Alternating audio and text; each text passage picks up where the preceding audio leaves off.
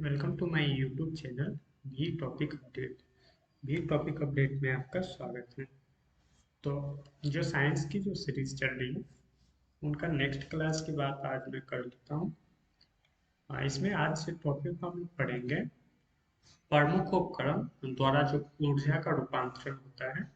तो उनके सारे जो इम्पोर्टेंट है वो सारे आज के टॉपिक में कवर हो जाएंगे। ये सीरीज काफ़ी इम्पोर्टेंट रहने वाला है।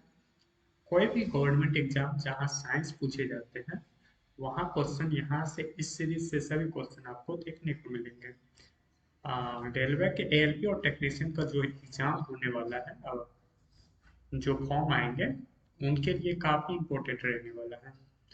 तो आइए आज की क्लास की शुरुआत करते हैं। तो देखिए आज का पहला क्वेश्चन है कि विद्युत बल्ब तो किस ऊर्जा का रूपांतरण करता है। तो देखिए विद्युत ऊर्जा को प्रकाश ऊर्जा में रूपांतरित करता है। तो क्या करता है देखते होंगे आप घर में जो भी बल्ब लगे होते हैं जैसे ही लाइट ऑन करते हैं तो वो क्या प्रकाश देने लगता है। तो ये इस तरह याद रखिएगा, जो वो विद्युत ऊर्जा को प्रकाश ऊर्जा में कन्वर्ट कर देता है। आगे है विद्युत हीटर। हीटर क्या करता है, ये विद्युत ऊर्जा को ऊष्मा ऊर्जा में रूपांतरित करता है। तो आप देखे होंगे ठंडे के दिनों में हम लोग विद्युत हीटर का यूज करते हैं। लाइट में लगाते ही वो क्या हीट होने लगती है और इस पे खाना भी बनाया जाता है। तो इसमें एक और बात याद रखिएगा, विद्युत हीटर में नाइक्रोम का तार लगा होता है, नाइक्रोम तार का यूज किया जाता है।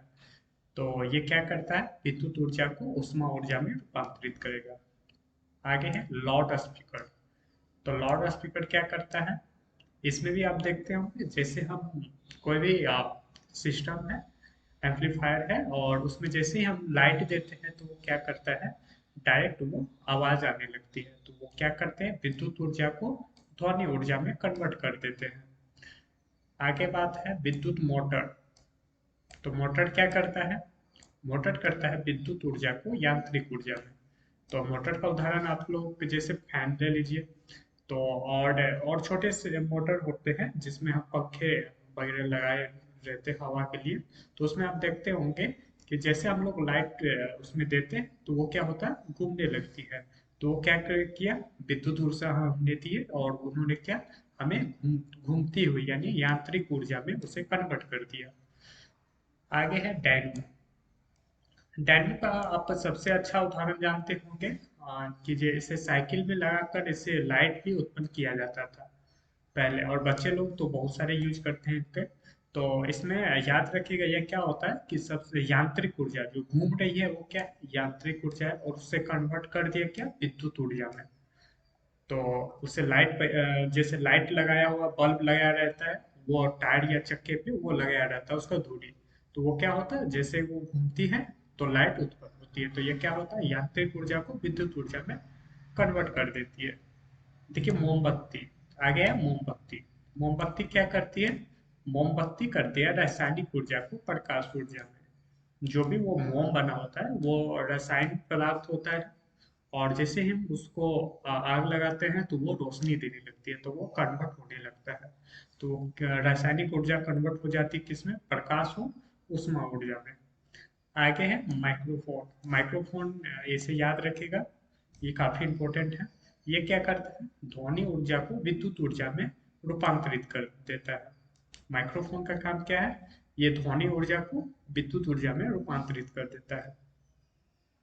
आगे है सोलर सेल। देखिए सोलर प्लेट आप लोग देखे होंगे रास्ते या के किनारे या कहीं भी लगा हुआ। तो वो क्या करता है, सूर्य के रोशनी से वो सौर ऊर्जा लेता है और उसे कन्वर्ट कर देता है क्या विद्युत ऊर्जा में कन्वर्ट कर देता है। तो सौर सेल क्या करता है, ये सौर ऊर्जा को विद्युत ऊर्जा में कन्वर्ट करता है। आगे है विद्युत सेल।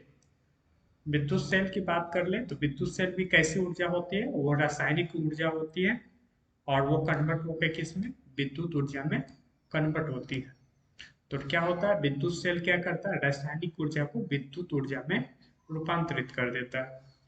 आगे है सितार। सितार काफी बार पूछा गया है। तो सितार क्या करता है, ये यांत्रिक या एक यंत्र की तरह काम करता है। और ये क्या करता है, ध्वनि ऊर्जा में रूपांतरित हो जाता है। जैसे हम लोग किसी भी हाथ से या कुछ भी चीज़ से उसे हम बजाते हैं, तो वो क्या होता है, ये यंत्र की तरह काम करता है। फिर वो कन्वर्ट हो जाता है, क्या वो आवाज़ हमें सुनाई पड़ती है, तो वो ध्वनि ऊर्जा में रूपांतरित हो जाती है। तो यहाँ से जितने भी इस टॉपिक से हैं, तो सारे यही टॉपिक से इस यहीं से देखने को, अगर इस टॉपिक से अगर पूछे तो इतना से ही आपसे पूछा जाएगा। ये सारे इम्पोर्टेंट है, आपने अच्छी तरह याद कर लीजिएगा। आगे का टॉपिक हम लोग देखते हैं। देखिए आगे का टॉपिक है लेंस। जो भी दर्पण से है, जो भी अवतल या उत्तल दर्पण में कैसी प्रकृति होती है और कहाँ प्रतिबिंब बनता है। तो आइए हम देखते हैं वस्तु की स्थिति और उनके प्रतिबिंब। सबसे पहले हम अवतल दर्पण की बात कर लेते हैं। तो अवतल दर्पण में हम कहाँ रखेंगे, स्थिति कहाँ होंगी और प्रतिबिंब कहाँ बनेंगे। तो आइए देखते हैं। देखिए कोई भी जैसे उत्तल दर्पण हो या उत्तल दर्पण या अवतल लेंस हो, जहाँ अगर हम अनंत पर कोई वस्तु अगर रखी हुई है, तो वो कहाँ बनेगी, उनकी फोकस दूरी पर प्रतिबिंब बनती है। और ये कैसा होगा, इसका प्रकृति कैसा होगा, तो ये वास्तविक बनेगा और वस्तु से बहुत छोटा बनेगा। याद रखिएगा, अनंत पे डायरेक्ट पूछा जाएगा आपसे कि अनंत पर कोई भी वस्तु रहे तो उनका प्रतिबिंब कहाँ, तो फोकस पर बनती है। ये कॉन्सेप्ट याद रखिएगा। और वहीं अगर फोकस पर वस्तु हो, तो देखिए ये अगर इसके उल्टा अगर फोकस पर कोई वस्तु हो, तो वो कहाँ, अनंत पर बनेगा। और कैसा बनेगा, वो भी वास्तविक होगा लेकिन उल्टा होगा और वस्तु से बहुत बड़ा होगा। ये दोनों याद रखिएगा। आगे है देखिए, वक्रता केंद्र और अनंत के बीच कोई भी वस्तु है, वक्रता केंद्र सी हो गया और अनंत उससे दूर कहीं भी अगर उस बीच में स्थित हो, तो वो उसकी प्रतिबिंब कहाँ बनेगी, तो वक्रता केंद्र तथा फोकस के बीच प्रतिबिंब बनता है। और ये कैसा होगा, तो ये होगा वास्तविक बनेगा, उल्टा होगा और वस्तु से छोटा होता है। ठीक, आइए हम इसे एक कंसेप्ट के द्वारा इसे अच्छे से जान ले। एक न्यू पेज ले लेते हैं हम। देखिए ये है हमारी अवतल लेंस, अवतल दर्पण। ये है उत्तल दर्पण। ठीक, देखिए ये क्या होता है, ये होता है पी। लेंस पर जहाँ भी ये प्रधान अक्ष मुख्य लाइन जो होती है, वो प्रतिच्छेद जहाँ करती है, ये पोल कहलाती है, इसे पी से सूचित किया जाता है। डायरेक्ट ये क्वेश्चन पूछा जाता है। देखिए यहाँ ये हो जाएंगे, यहाँ ये त्रिज्या जो होती है, ये जो गोलाकार होती है, इनकी जो त्रिज्या होती है, ये होती है वक्रता केंद्र। और इनके बीच बीच में फोकस होते हैं। ठीक, इनके और इनके बीच में होते हैं फोकस। तो आइए सबसे पहले हम देख लेते हैं। और इधर हो गया अनंत। ठीक, कोई वस्तु मान लीजिए ये है अनंत, सॉरी ये मान लीजिए अनंत है। ठीक, तो ये अनंत पर अगर कोई वस्तु है, तो ये कहाँ, ये बनता है केंद्र पर, सॉरी फोकस पर ये बनेगा। ठीक, और ये कैसे बनता है, देखिए यहाँ से प्रधान अक्ष के समांतर कोई भी किरण जब आती है, परावर्तन के बाद कहाँ, डायरेक्ट फोकस से होकर निकलती है। ठीक, इसी तरह अगर कितनी भी लाइन आए यहाँ से, और ये फोकस से होकर गुजर जाती है, तो ये फोकस पर इसका प्रतिबिंब बनता है। ठीक, इसी तरह मान लीजिए कोई वस्तु और वक्रता केंद्र और अनंत के बीच यहाँ रखी हुई है, तो ये भी जाएगी और टकराने के बाद एक सीधी फोकस के होकर निकलेगी और एक लाइन यहाँ से वक्रता केंद्र से होकर जाएगी, जो इससे टकराकर फिर इसी डायरेक्शन में गुजर जाएगी। तो देखिए यहाँ प्रतिबिंब ये बनेगा। तो अब ये प्रतिबिंब कैसा बन रहा है, देखिए जब हम वक्रता केंद्र और अनंत के बीच में कोई वस्तु है, तो ये फोकस और वक्रता केंद्र पर बन रही है। एक न्यू फिगर में ले लेते हैं हम। देखिए ये सी था, ये एफ था, ये सी मान लीजिए और ये एफ। ठीक, और अब मान लीजिए यहाँ, अब वक्रता केंद्र पर कोई लेते हैं।